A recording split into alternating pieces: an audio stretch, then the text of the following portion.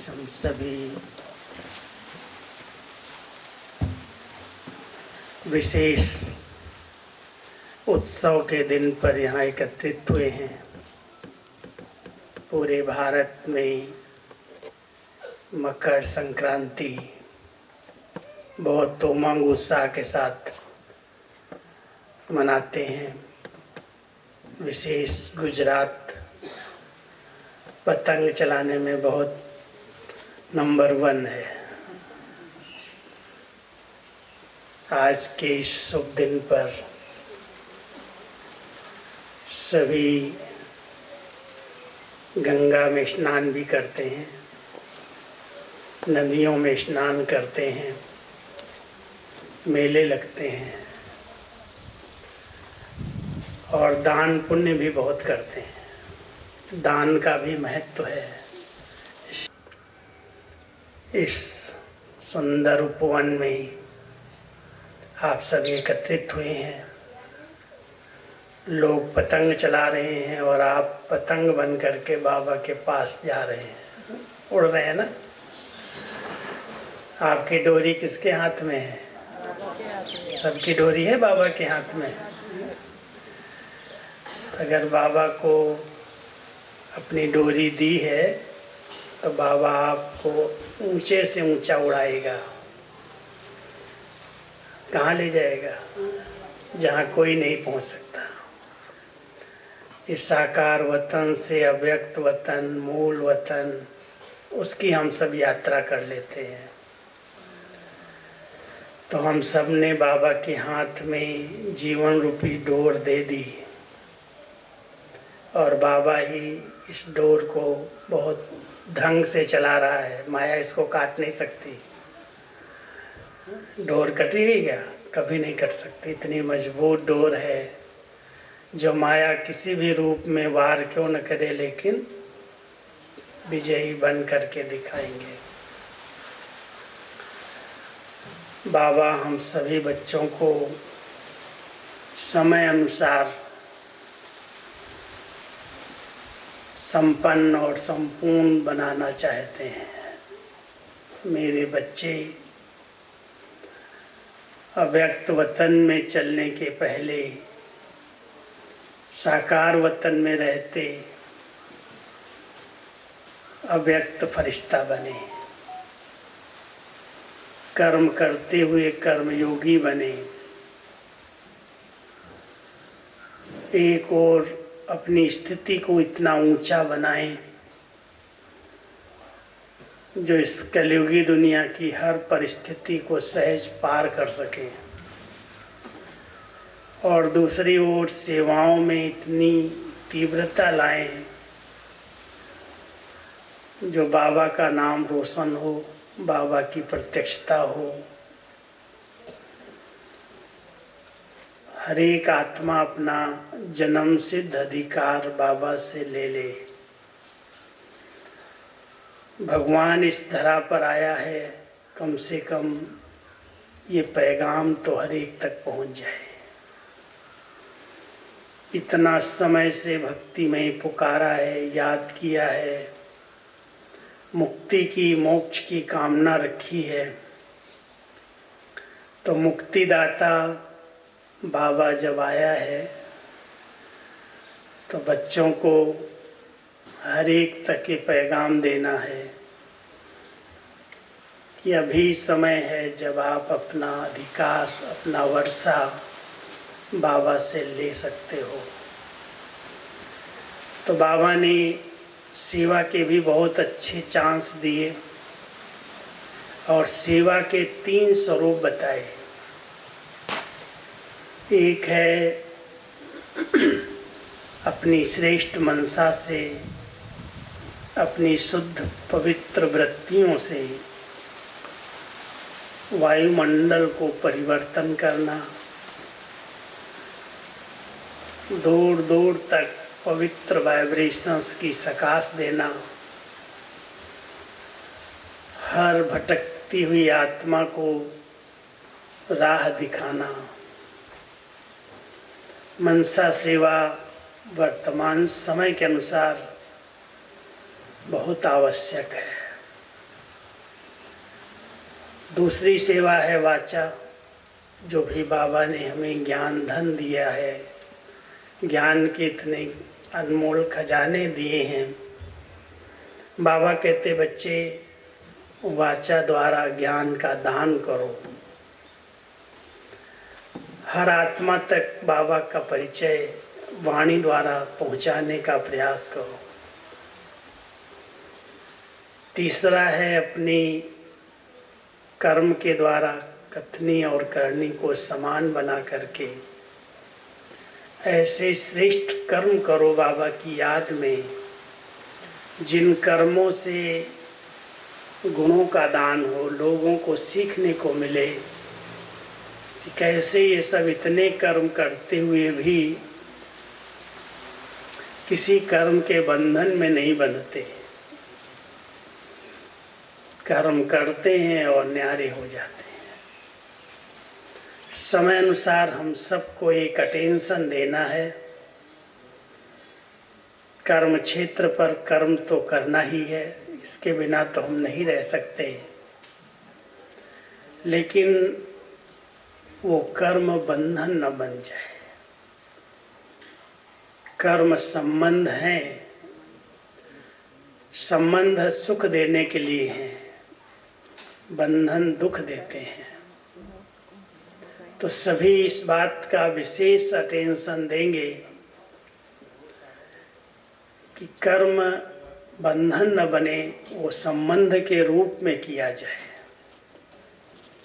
सेवा का संबंध है, कर्म संबंध है, वो बंधन न बने। बंधन बनने का मूल कारण, कैसे बंधन बनता है? जिस कर्म में कर्तापन का भान आता है कि मैं कर रहा हूँ, मैंने किया, मैं कर सकता हूँ, जहाँ पर मैंपन आता है, मेरापन आता है, वहाँ ये कर्म बंधन बनने लगते हैं। बाबा ने हम सबको कर्म योगी बनाया है। कर्म करो और न्यारे हो जाओ। बाबा को सामने लाओ, बाबा करावनहार आप हैं। आपने मुझ आत्मा को निमित्त बनाकर मेरा भाग्य बना दिया। मैंने किया नहीं, आपने करवा लिया, कर लिया। जितना करावनहार बाबा की स्मृति रहती है, करनहार बन करके हम कर्म क्षेत्र में कर्म करते हैं, करावनहार बाबा करा रहा है। कर्म योगी बन जाते हैं, कर्म बंधन से मुक्त रहते हैं और किसी कर्म के रिजल्ट की परवाह नहीं रहती, फल की इच्छा नहीं रहती, कोई कामना नहीं रहती है कि इतना अच्छा काम किया मैंने, इतनी सेवाएं की हैं, कम से कम लोग महिमा तो करें, बहुत अच्छा किया, बहुत अच्छा किया। लेकिन कराने वाले ने करा लिया, कहीं भी अभिमान का अंश भी टच न कर पाए, इतनी निर्माण चित्त स्थिति बन जाए। तो जितना हम निमित्त भाव से चलते हैं, निमित्त भाव से कर्म करते हैं, उतनी निर्माणता आती जाती है, नम्रता आती जाती है, आत्मा निरहंकारी बनती जाती है। और जितना निरहंकारी बनते हैं, नम्रचित्त बनते हैं, उतना बोल में निर्मलता आ जाती है, निर्मल वाणी हो जाती है। वाणी में कहीं भी अहम भाव नहीं दिखाई देता। ऐसी आत्माएं जिनकी स्थिति निंदा, स्तुति, दुख, सुख, जय, पराजय, मान, हानि सब में समान रहती है। तो वर्तमान समय हम सब राजयोगी बाबा के बच्चों को अपनी समान स्थिति, किसी भी परिस्थिति में डगमग न हो, उसका विशेष अटेंशन रखने की आवश्यकता है। क्योंकि कहीं पर बहुत महिमा होती है, स्तुति होती है, हर एक बात में प्रशंसा मिलती है, और कहीं कहीं ग्लानि भी होती है, बात को कट करते हैं लोग, नहीं मानते हैं। ऐसी स्थिति में भी मूड खराब ना हो, खुशी गायब ना हो,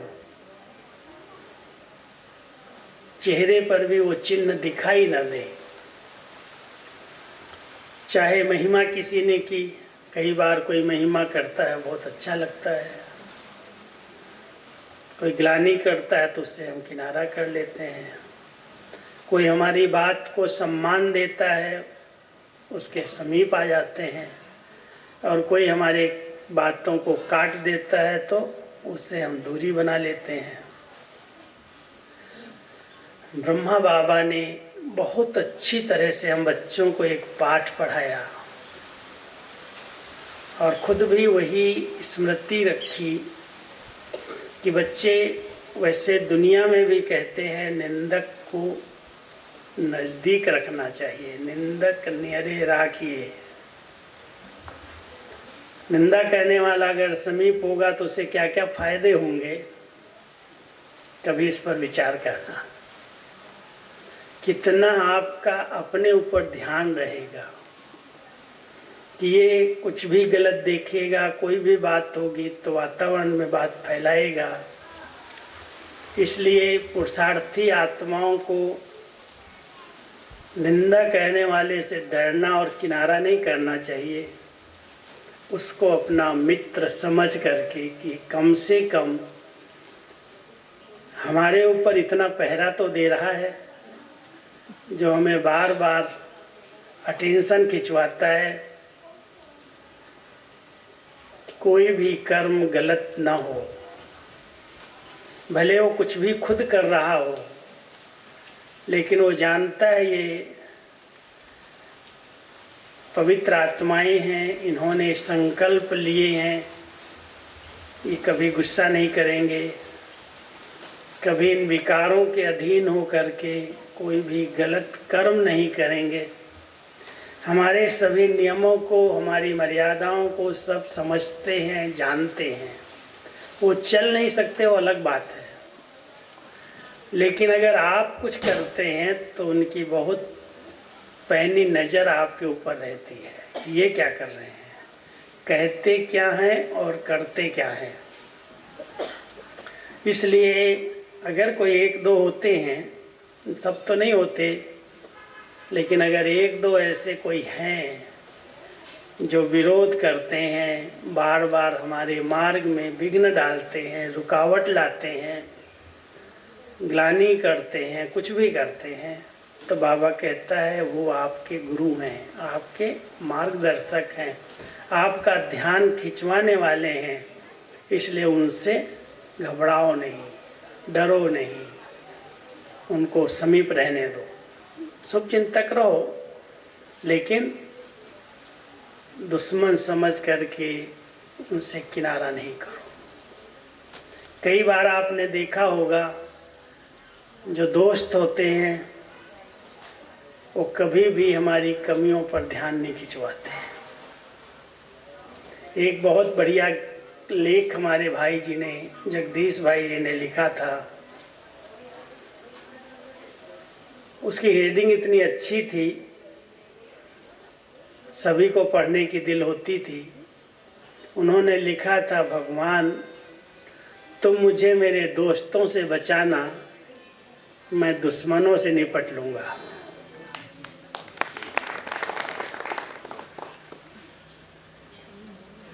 इस लेख का भाव यही था कि जो हमारे बहुत मित्र होते हैं, दोस्त होते हैं, वो जब मिल जाएंगे, बैठेंगे तो कहीं न कहीं व्यर्थ की बातों की चर्चा शुरू हो जाएगी, पर चिंतन, पर दर्शन शुरू हो जाएगा।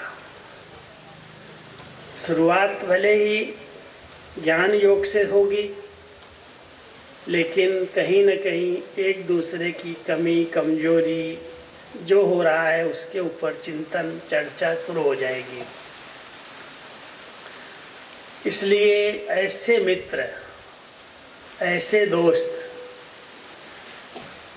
हम सब के मार्ग में विघ्न रूप बनते हैं। उनसे अपने आप को बचना है। कभी भी कोई कैसी भी बात करे, बाबा तो यहाँ तक भी कहते हैं कि अगर कोई यज्ञ के बारे में, यज्ञ निवासियों के बारे में, बाप दादा के बारे में, मुरली के बारे में, या अपनी वरिष्ठ बहनों के बारे में, अपने परिवार के बारे में कोई भी व्यर्थ और नेगेटिव बात करता है तो अपने कान बंद करो, वो आपका दुश्मन है। आप उसके साथ मित्रता नहीं करना, क्योंकि कहीं न कहीं व्यर्थ की चर्चा में आपका संगम का ये अमूल्य समय व्यर्थ चला जाएगा। इसलिए ऐसे मित्रों से, ऐसे दोस्तों से, ऐसे संगत से अपने आप को बचाना है। जो अपने स्व पुरुषार्थ में लगी हुई आत्माएं हैं, जो अपने स्व चिंतन में सदा रहती हैं, जो सबका मार्गदर्शन करती हैं कि ऐसे ऐसे करना चाहिए, ऐसे पुरुषार्थ करना चाहिए, ये बहुत अच्छी योग की सहज विधियां हैं, इनको अपनाना चाहिए, वो संग तो बहुत अच्छा है। कहते हैं ना, संग तारे को संग डुबोए।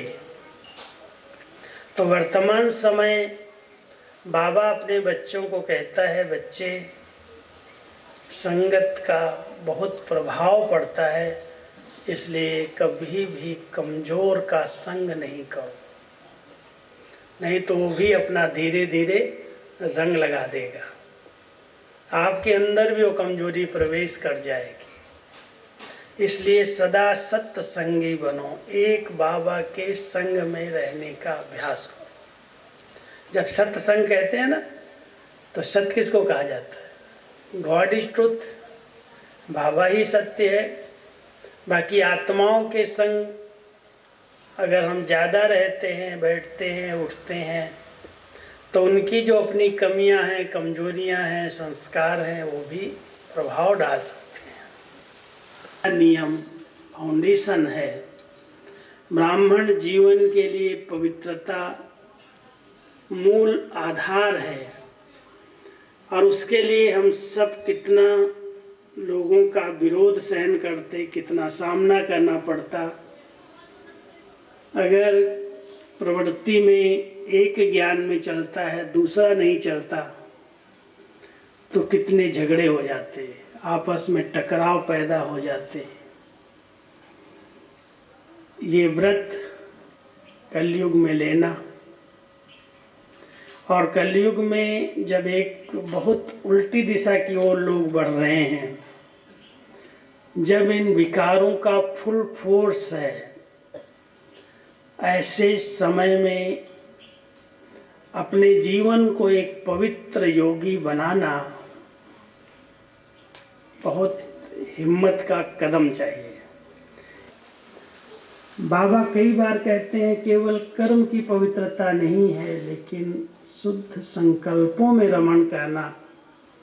व्यर्थ और नेगेटिव संकल्प भी अपवित्रता की श्रेणी में आते हैं। दुख देना और दुख लेना भी अपवित्रता है। जब इस गहराई को समझ जाते हैं कि हमें न दुख देना है, न दुख लेना है। कई बार आधा स्लोगन तो पक्का कर लेते हैं, हम देंगे नहीं, लेकिन अगर कोई देता है तो ले लेते हैं। ले लेना भी अपने आप को परेशान करना है। तो कहाँ पर, किस रूप में पवित्रता का खंडन हो रहा है? ब्रह्मचर्य पालन कर रहे हैं, पवित्रता को अपनाया हुआ है, लेकिन वो अपार आंतरिक खुशी का अनुभव नहीं है, अतीन्द्रिय सुख का अनुभव नहीं है। बार बार आत्मा डिस्टर्ब हो जाती है, मूड खराब हो जाता है, खुशी गायब हो जाती है, शांति भंग हो जाती है, तो कारण क्या? कहीं न कहीं सूक्ष्म में जिस प्रकार की पवित्रता की स्टेज है वो खंडित हो रही है। तभी ये सब नियम पालन करते हैं। भाई आज लहसुन प्याज नहीं खाना, आज किसी के हाथ का नहीं खाना, बाजार का नहीं खाना। क्यों? कई बार ऐसे होता है, कहते हैं हम तो बहुत शुद्ध हैं, सात्विक हैं, शाकाहारी हैं। अगर आप हमारे हाथ से खाओगे तो आपके मन पर क्या इसका प्रभाव पड़ेगा? लेकिन हम उसकी परहेज करते हैं कि हमको नहीं खाना है। क्यों नहीं खाना है? क्योंकि बनाने वालों के विचार, उनकी भावनाएं, उनके संकल्प शक्ति उस भोजन के अंदर जा रहे हैं। उस बनाने के विचारों का प्रभाव जा रहा है, इसलिए वो हमारे विचारों को कहीं न कहीं व्यर्थ की ओर ले जा सकते हैं। इसलिए बहुत ध्यान देने की जरूरत है। पवित्रता की स्टेज को कायम करने के लिए ही शुद्ध अन्न है। अन्न का मन के ऊपर बहुत गहरा प्रभाव पड़ जाता है। फिर तीसरी बात आती है संग की। ब्रह्मचर्य व्रत, पवित्रता की संपूर्ण स्टेज, अन्न की शुद्धि और साथ साथ संग। क्योंकि संग का रंग बहुत जल्दी लग जाता है। किसी भी ऐसे कमजोर के संग में बैठोगे तो कहीं न कहीं अपनी बातों का प्रभाव आपके ऊपर छोड़ेगा। एक दिन, 2 दिन, 3 दिन भले नहीं पड़ रहा है, लेकिन धीरे धीरे धीरे धीरे वो आपको अपने रंग में ला सकता है। इसलिए बाबा ने हम सब बच्चों को कहा है, बच्चे इधर उधर के संग की बजाय जो समय मिलता है बाबा के साथ रहो। बुद्धि से बाबा को बहुत प्यार से याद करो, उनका चिंतन करो, उनके द्वारा बताई हुई इतनी शिक्षाएं मिल रही हैं, उन शिक्षाओं पर ध्यान दो। पढ़ो लिखो, अच्छा चिंतन अच्छे साहित्य से प्राप्त हो जाता है। अच्छा साहित्य जो बाबा का है। आज हम सब के पास 48 साल की अव्यक्त वाणियाँ प्रिंटेड है। चलो कंप्यूटर चलाना नहीं आता है, लाइट नहीं रहती, कुछ भी है, सॉफ्ट कॉपी की ज़रूरत नहीं, हार्ड कॉपी है, प्रिंटेड बुक्स हैं। और हर एक ब्राह्मण आत्मा को अपनी विचारधाराओं को बहुत शक्तिशाली, पवित्र, शुद्ध बनाने के लिए मैं अपने अनुभव से बात बता रहा हूँ कि जितना समय आपको मिलता है अच्छा साहित्य आपके साथ होना चाहिए। पढ़ने की आदत डालो। जब समय मिलता है ज्ञानामृत ले लो हाथ में, जब समय मिलता है व्यक्त वाणियाँ उठा लो, वरदान लो, स्लोगन लो। बहुत सारा साहित्य है, बहुत सारा खजाना है। और जो इसमें बिजी रहते हैं, जब फ्री हो तब ये करो, उनका चिंतन अपने आप चेंज हो जाता है। ये संग है, बुद्धि का संग। जिसके साथ जितना समय रहेगा उसके ऊपर उसका प्रभाव आ जाएगा। इस संगम के समय को ऐसे ही नहीं गंवाना। इधर बैठे उधर बैठे बातें किया। बाबा कहता बच्चे एक एक पल, एक एक सेकंड पद्मों की कमाई का है। जितना आप कमाई करना चाहो कर सकते हो। आपके कदम कदम में पदम है। जो कदम बाबा की याद में रह करके उठाते हैं, उसी नशे और खुशी में उठाते हैं, उस कदमों में पद्मों की कमाई समाई हुई है। इसलिए सभी ध्यान देना, हमें संगम के समय को निष्फल नहीं जाने देना है। जो घड़ियां हैं, शरीर की अंत घड़ी आई तो सृष्टि का अंत हो जाएगा हमारे लिए। सृष्टि के अंत की हम इंतजार क्यों करें? बाबा कहता वो तो समय अनुसार जब चक्र का लास्ट पॉइंट आएगा खत्म हो जाएगा सब कुछ। 5000 वर्ष का सर्किल जो है जिस दिन टॉप पॉइंट पर पहुंच जाएगा, सुई सुई के पास पहुंच जाएगी, समाप्त। उसके इंतजार की आपको करने की कोई ज़रूरत नहीं है। लेकिन जब तक श्वास इस शरीर के अंदर है तब तक हमारी हर श्वास, हर संकल्प, समय और जो संपत्ति हम बच्चों को बाबा के द्वारा मिली है, ये 4 चीज़ें हैं। संगम का समय, संकल्प, श्वास और संपत्ति। चारों पर इतना ध्यान देना कि कुछ भी कहीं पर भी व्यर्थ न जाए। ये बचेगा, ईश्वरीय कार्य में लगेगा तो एक का पदम गुना रिटर्न बाबा देने के लिए बन जाएगा। गारंटी है कि जिस बाबा के बच्चे ने समय सफल किया है तो बाबा कहता वो पूरा समय 21 जन्म सतयुग त्रेता में राज्य पद का अधिकारी बन जाएगा। राज्य पद बाबा ने स्पष्ट किया है, केवल तख्त पर बैठना ही नहीं है, लेकिन रॉयल फैमिली में आना, बहुत रॉयल जीवन जीना, वो भी राज्य घराना है। तो ऐसे राज्य घराने में आत्मा आती रहे, उसके लिए संगम पर समय को सफल करो। श्वास सफल हो रही है, कहते अजपा जाप, श्वासों श्वास बाबा को याद करो।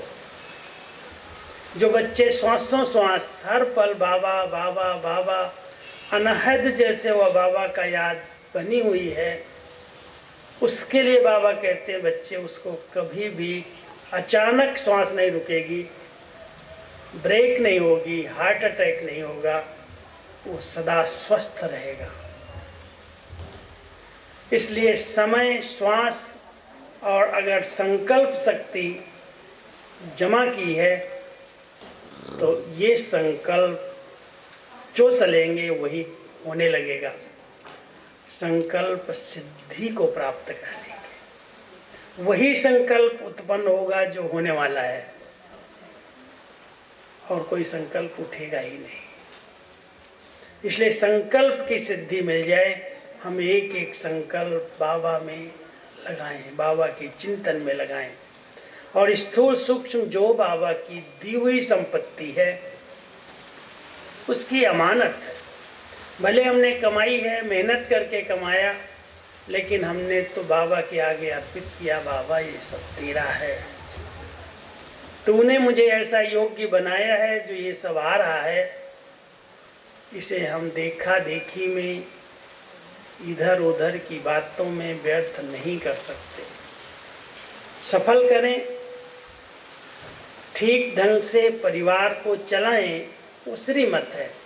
श्रीमत प्रमाण अगर धन को कार्य में लगाया जाता है तो उसको सफल माना जाता है, और श्रीमत के विपरीत अगर कोई लोग मनमत से या देखा देखी परमत से ईश्वरीय अमानत को कहीं अलग ढंग से यूज करते हैं तो बाबा की अमानत में भी ख़यानत डाल देते हैं, वो भी उस पर बोझ चढ़ जाता है।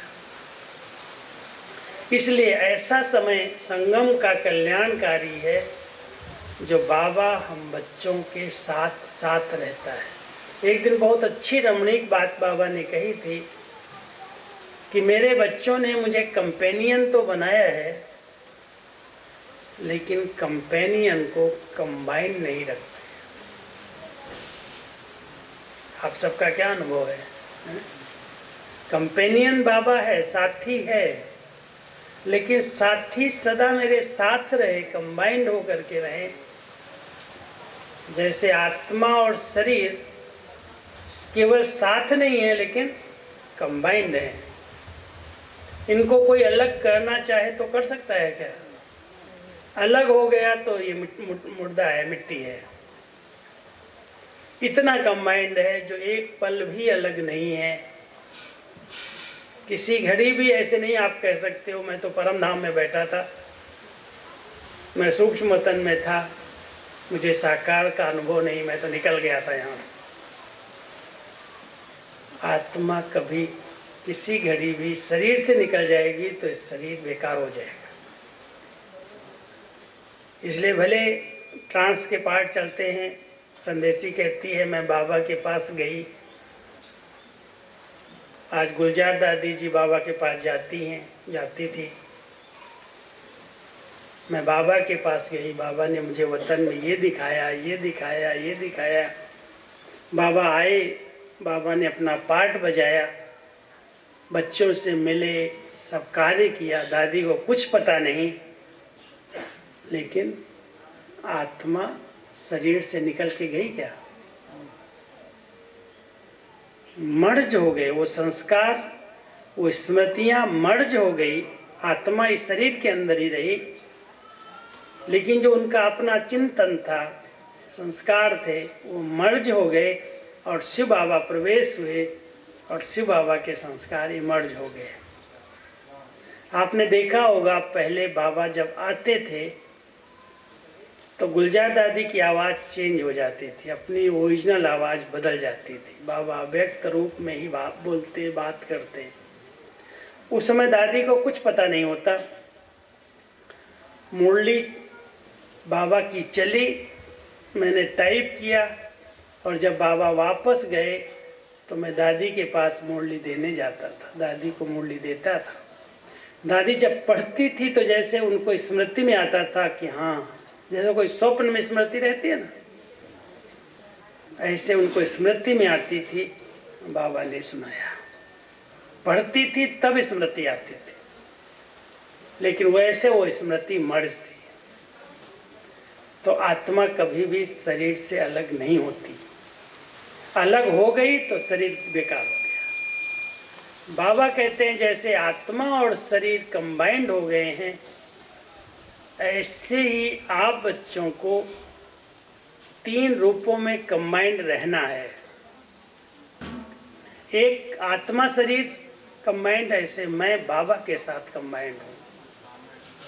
स्मृति से कंबाइंड हो जाओ। स्मृति और विस्मृति का ही खेल है। अब बाबा कोई परम धाम छोड़ करके सबके अंदर आके बैठ जाएगा, ऐसा कंबाइंड नहीं होता हो। स्मृति में बाबा याद आया, हर बच्चे के पास बाबा हाजिर। मर्ज है और इमर्ज है। कई बार वो बात भूल गई तो मर्ज हो गई, याद आ गई तो इमर्ज हो गई।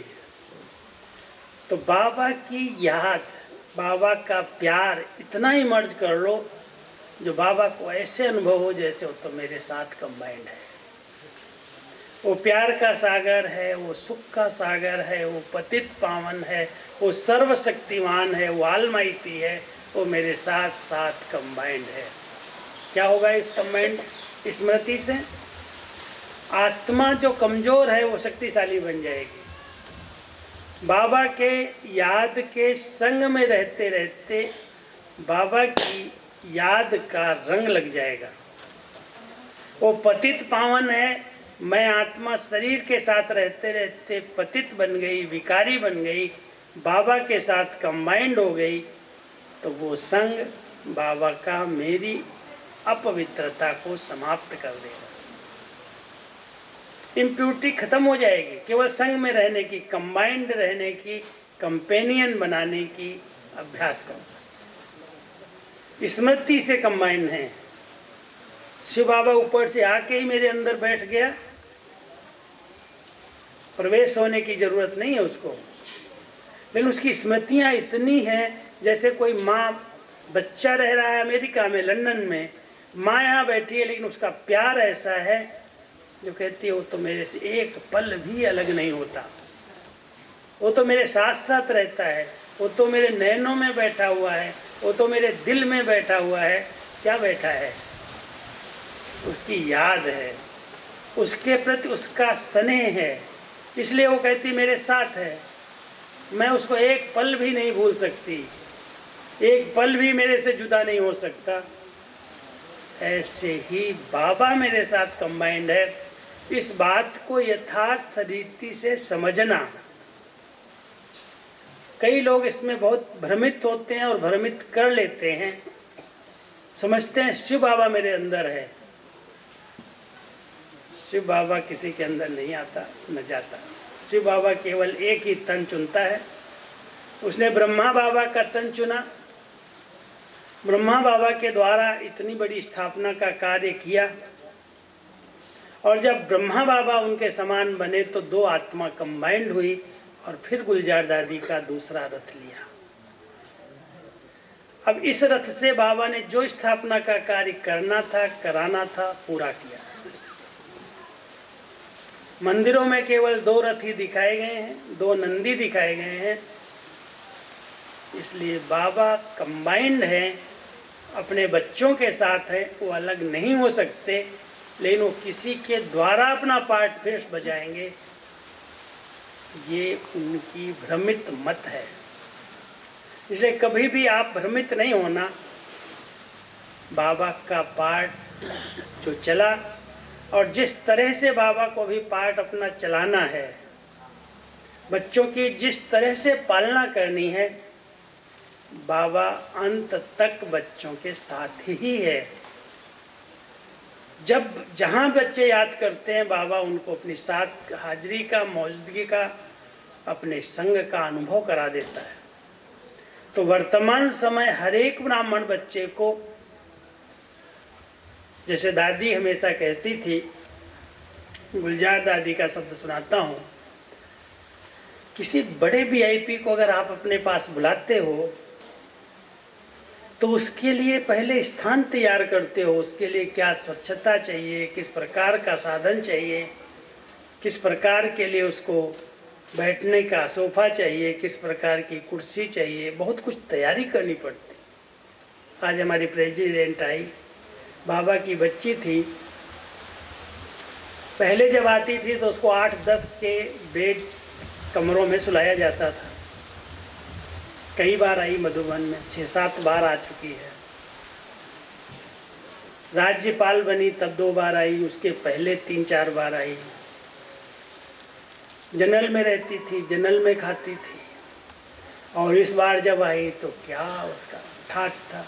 माना वो तो कुछ नहीं कर रही है, वो तो नॉर्मल है, बहुत निर्माण चित्त है, लेकिन उसकी सिक्योरिटी इतनी टाइट,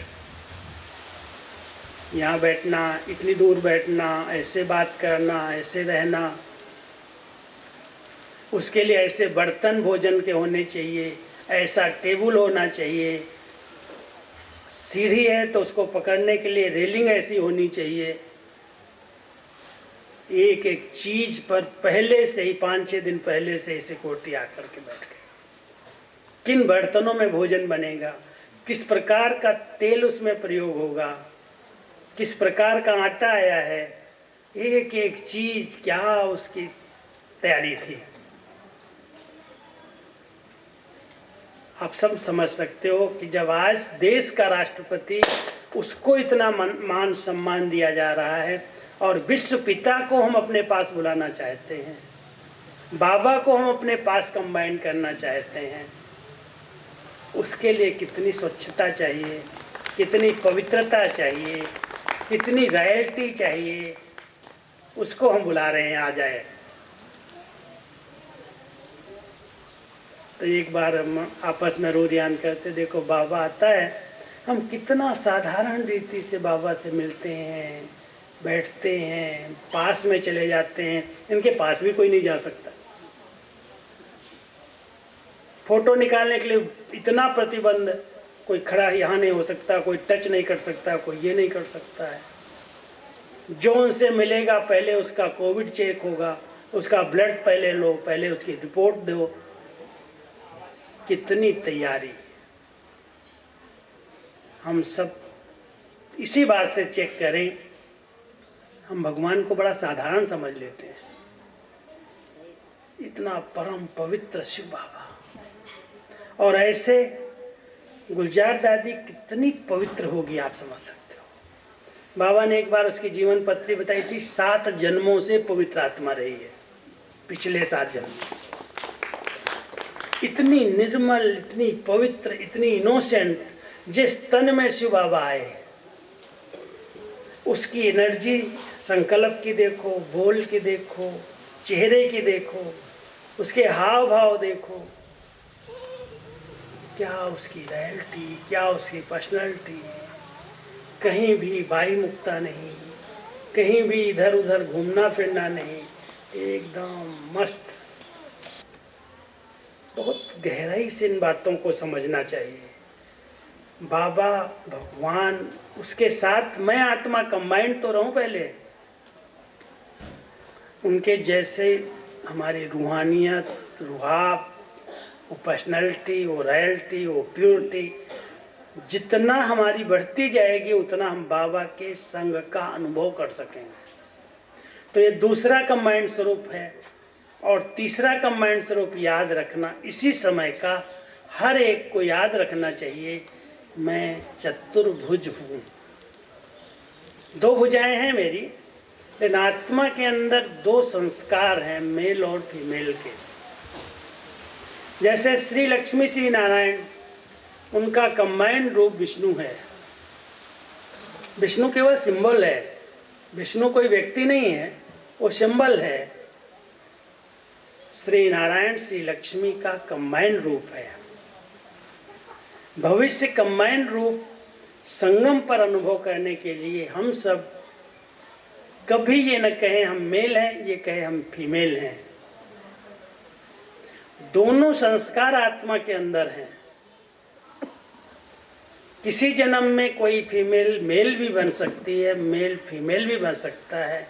बीज वही है, तन बदल सकता है, और उसमें दोनों संस्कार भरे हुए हैं। इसलिए हर कार्य में हम सबको निपुण होना चाहिए। ये कोई नहीं कहे, जब शुरू में यज्ञ की स्थापना हुई है, यज्ञ की स्थापना के समय अधिकतर सब बहनें थी समर्पित, भाई बहुत कम थे, 2, 4, 5 ही भाई थे, ज़्यादा नहीं थे। बहनें 300 साढ़े 300 थी। भोजन बनाना है, गाड़ियाँ चलानी है, गाड़ियों की सफाई करनी है, और बाबा कभी भी किसी एक मजदूर को अलाउ नहीं करता था। सब बच्चे करेंगे, सब बच्चों को ऑलराउंड बनना है। अगर गाड़ी खराब हो गई है तो मैकेनिक का काम तुमको करना है, चप्पल जूते फट गए हैं तो तुमको सिलाई करना है। कोई बाहर वाले को साथ नहीं जाना किसी के पास। तो बाबा ने उन सबको पक्का कराया, बहनों को, तुम चतुर्भुज हो, तुम्हारे अंदर दोनों संस्कार भरे हुए हैं। इसलिए कभी भूल से भी नहीं कहना यहाँ भाई होता तो ये कर लेता। आज एक बल्ब, आज एक फ्यूज उड़ गया और हम कहें वो मैकेनिक आता, वो बिजली वाला आता तो फ्यूज ठीक कर देता। डिपेंड है। बाबा ने इन बहनों को कहीं डिपेंड होने नहीं दिया। आपको ही सीखना है, सब संस्कार हैं आपके अंदर। और इतने 14 साल तक उन्होंने कभी किसी मजदूर का सहारा नहीं लिया। यहाँ तक 14 साल तो कराची की बात है। मैं जब मधुबन में आया हूँ 71-72 में, बाबा के अव्यक्त होने के बाद भी बाबा के घर में मजदूर नहीं थे। मकान बनाने के लिए थे थोड़े से, केवल जो मिस्त्री का काम करते थे, बाकी सब कार्य बाबा के बच्चों के हाथ में है। चाहे घर की सफाई है, चाहे अनाज है। उस समय तो अनाज जब आता था, अनाज को साफ करना, गेहूं की धुलाई करके ही खाना। चावल आया है उसको चांदनी रात में ऐसे बिछा करके को साफ स्वच्छ करना, हम लोगों का रोज का नियम, यही सेवा थी। हर कार्य स्थूल जो भी थे, कोई माइयों से, मजदूरों से, नौकरों से नहीं कराने पड़ते, सब खुद करते। तो सब संस्कार बाबा ने भरे, एक एक बच्चे को ऑलराउंडर बनाया। हम सब बाबा के बच्चे ऑलराउंडर बने, हर कार्य को सीखें। जो काम है हम खुद करके उसमें निपुण बन जाए। तो ये कंबाइंड स्वरूप की जो स्मृति है, कंबाइंड स्वरूप का जो समय इस समय चल रहा है, हम दोनों संस्कारों में कंबाइंड है, मेल फीमेल के, आत्मा और परमात्मा का स्वरूप कंबाइंड है स्मृति के आधार से। और इस शरीर में रहते हुए मैं आत्मा ये अनुभव करूं, ये अलग है, मैं आत्मा अलग हूँ, हैं कंबाइंड, लेकिन एक दूसरे से चिपक न जाएं, अटैच न हो जाएं। यही एक मूल अभ्यास है। जितना समय हो सकता भ्रकुटी आसन पर विराजमान मैं एक चैतन्य शक्ति हूँ। योग की यथार्थ स्थिति है शरीर और आत्मा का अलग अनुभव होना। अभ्यास करके देखो, क्योंकि जितने विकर्म हुए हैं, जितने पाप कर्म हुए हैं, वो है पराधीनता। चाहते नहीं है कोई, ऐसा थोड़ी चाहता है। और संकल्प में अगर कोई बात आती भी है तो हर एक के साथ दूसरी शक्ति जो है वो मना करती है, नहीं करना। ये जो बुद्धि है, विवेक है, आत्मा की, ये दोनों शक्तियां साथ साथ चल रही हैं।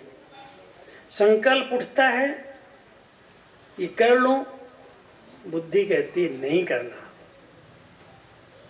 लेकिन आत्मा मन की शक्ति इतनी हावी हो चुकी है, जो कर्म इंद्रियों को साथ उसने ले लिया, बुद्धि को दबाती है, बुद्धि को सुनती नहीं है। अगर बुद्धि जो विवेक है उससे काम लिया जाए तो कोई कर्म गलत नहीं हो सकता। विवेक को दबा करके, कर्म इंद्रियों के अधीन होकर के मन कर्म गलत करा रहा है।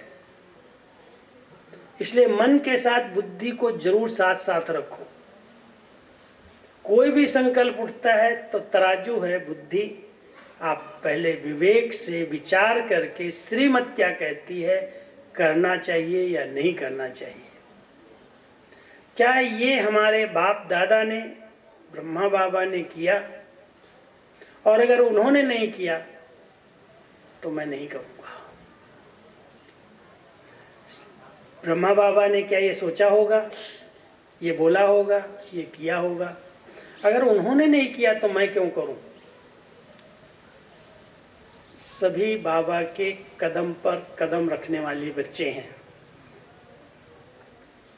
हमेशा ब्रह्मा बाबा की जीवनी हर एक के सामने रहनी चाहिए। कैसे ब्रह्मा बाबा ने सब कुछ सहन किया, सब कुछ समर्पण किया, कितनी हिम्मत के आधार से भगवान को अपने बंधन में बांध लिया, कितना सच्चे, कितना स्नेही, कितनी त्याग मूर्ति, कितनी तपस्या, कैसा गुप्त पुरुषार्थ। अगर ब्रह्मा बाबा के कदमों पर कदम रख करके हम चलें तो हमारी स्थिति अचल अडोल एक रस स्वतः बन जाएगी। जो कुछ बाबा ने किया मुझे वही करना है बस। अगर ये बाबा ने नहीं सोचा तो मुझे नहीं सोचना। अगर ब्रह्मा बाबा ने ऐसा नहीं बोला है तो मुझे नहीं बोलना है। पहले तौलो फिर बोलो। तौल के लिए ब्रह्मा बाबा की जीवनी को सामने ले आओ। तो हम सब बाबा के बहुत लकी, भाग्यवान, श्रेष्ठ आत्माएं, संगम युग पर ये अनमोल जीवन हमें मिला है। हमारा सब कुछ सफल हो, संकल्प, बोल, कर्म सब सफल हो, संपत्ति सहित। तो हम सफल करेंगे तो सफलता हमारे पीछे पीछे आएगी। बाबा यही चाहते हैं कि संगम की जो घड़ियां बची हैं, इन घड़ियों को कोई भी बच्चा व्यर्थ न जाने दे। बस बचाओ, बचत की स्कीम बनाओ, कुछ ऐसे संकल्प करो कि मुझे बचाना है, व्यर्थ नहीं करना है। बचेगा तो सेवा में लगेगा, है ही नहीं तो क्या करोगे। और वो समय अभी बहुत समीप आ रहा है, जो अनेक भिखारी आत्माएं जो दुखी हैं, अशांत हैं, परेशान हैं, आपके पीछे पीछे लाइन में आएंगी। अंजलि दे दो, दृष्टि दे दो, कुछ तो दे दो। कैसे देंगे अगर है नहीं तो? तो ये संगम का समय भरने का भी है, एक तरफ भरते चलो और दूसरी तरफ देते चलो। ठीक है, तो बाबा भर रहा है और भर करके कह रहा बच्चे अब मेरे समान दाता बनो, दाता बनो। एक तरफ दाता बनो, दूसरी तरफ विधाता बनो और तीसरी तरफ वरदाता बनो। ब्रह्मा बाबा ने ये तीनों कार्य किए। दाता बन करके हर बच्चे को सब कुछ दिया, विधाता बन करके भाग्य विधाता बन गया। जो विधियां हैं, जो नियम हैं, जो मर्यादाएं हैं, उनको पालन किया। जितना हर विधान को, नियम मर्यादा को पालन करेंगे उतना भाग्य विधाता बन जाएंगे। तो दाता, भाग्य विधाता और वरदाता। शिव बाबा वरदाता है, ब्रह्मा बाबा भाग्य विधाता है और हम बच्चों को कहता है तुम दाता बन जाओ। तो वरदाता ने हम सबको अनेक वरदान दिए हैं, माला माल किया ना, वरदानों से भरपूर किया है। लेकिन अगर वरदानों को जीवन में अनुभव करना है तो क्या करना होगा? वरदान। दान करोगे तो वरदान मिलेगा। दान करो, जो कुछ बाबा से मिला है वो दो, दूसरों को बांटो तो आप वरदानी बन जाएंगे। तो हम दानी के साथ साथ वरदानी बने, बाबा के समान दाता, विधाता और वरदाता बन करके विश्व कल्याण की सेवा के निमित्त बने। ठीक है, तो आप सभी पहुंच गए हैं, 11:30 हो रहा है। कहाँ है बहन जी? मुझे क्लास अभी ऑनलाइन कराना है 12 बजे, इसलिए आधा घंटे कुछ फंक्शन मनाना है। आज हमारी दीदी का, सुरेखा दीदी का लौकिक बर्थडे, तो सब बहुत दिल से सुरेखा दीदी को जन्मदिन की बधाई देंगे, केक कटेगी। और मेरा लौकिक जन्मदिन कल है, 15 तारीख।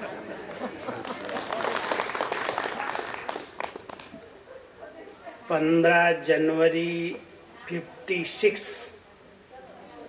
मम्मा हमारे गांव में आई।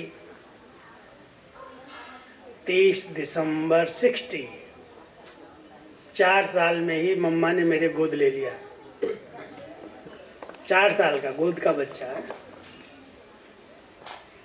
तो मम्मा मातेश्वरी जी 1960 में दिसंबर में 3 दिन के लिए उस छोटे से उत्तर प्रदेश के गांव में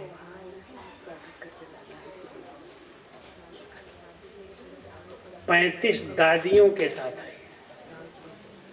और 35 दादियाँ कानपुर आई थी, कानपुर से उन्नाव आई और उन्नाव से फिर एक छोटी बस में गांव में लेकर के आए। रास्ते ठीक नहीं थे, जिस बस में आ रही थी वो बस रास्ते में ही खराब हो गई। बहुत देर तक वहाँ ही खड़े रहे सब। फिर रात को 2 बजे आए और उसके बाद बहुत बाबा के बच्चे गांव वालों ने स्वागत किया। और दूसरे दिन 35 दादियों को बैलगाड़ी पर बिठाया और पूरे गांव की परिक्रमा कराई। तो वो भी बड़े अच्छे दिन थे। बहनें हमें वहाँ बुला रही क्यों?